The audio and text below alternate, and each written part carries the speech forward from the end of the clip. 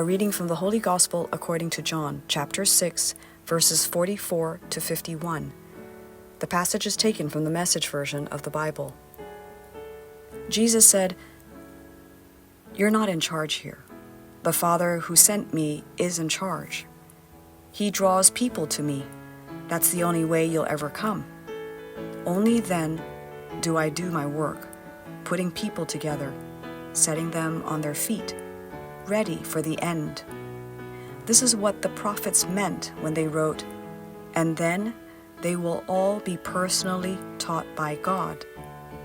Anyone who has spent any time at all listening to the Father, really listening and therefore learning, comes to me to be taught personally, to see it with his own eyes, hear it with his own ears from me.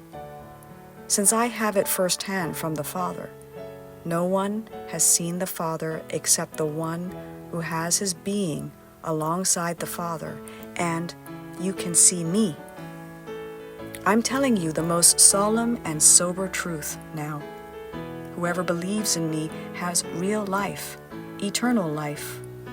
I am the bread of life. Your ancestors ate the manna bread in the desert and died. But now here is bread that truly comes down out of heaven. Anyone eating this bread will not die ever. I am the bread, living bread, who came down out of heaven. Anyone who eats this bread will live and forever. The bread that I present to the world so that it can eat and live is myself, this flesh and blood self. The Gospel of the Lord. Good morning, I am Father Joseph Matthew and this is Coffee with God. We reflect today on the Holy Gospel according to St. John, chapter 6, verses 44 to 51. Jesus, the bread of life, our daily nourishment. In today's Gospel, Jesus speaks boldly, "I am the bread of life." He recalls the manna God provided in the desert, yet offers something far greater, Himself. Just as bread sustains our bodies, Jesus alone nourishes our souls. He is not a side dish for life's emergencies, but the main course for every day. Pope Francis reminds us that only Jesus can fill the deepest hunger of our hearts. He alone forgives us, strengthens us to love and to forgive, and helps us feel loved even when others let us down, says Pope Francis.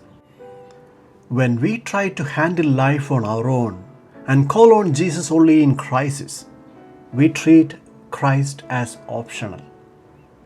But remember, the bread of life is essential.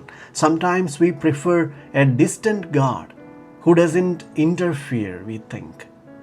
But Christ became flesh to be close to us, to walk with us, to feed us with His word and His very body.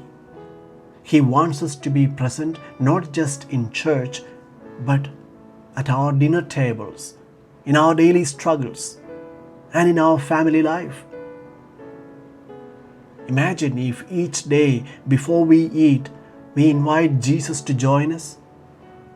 A simple prayer at mealtime can welcome His presence into our homes and hearts.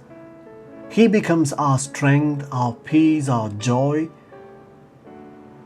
The Eucharist is more than a ritual. It is an invitation to become Christ-like. To eat His flesh means to live in such close friendship with Jesus that our lives begin to reflect His love, His mercy, His way. May Mary, who carried the Word made flesh, help us keep Jesus at the center of our lives. Let us make Him our daily bread, not just something extra on the side, but the source of everything we do.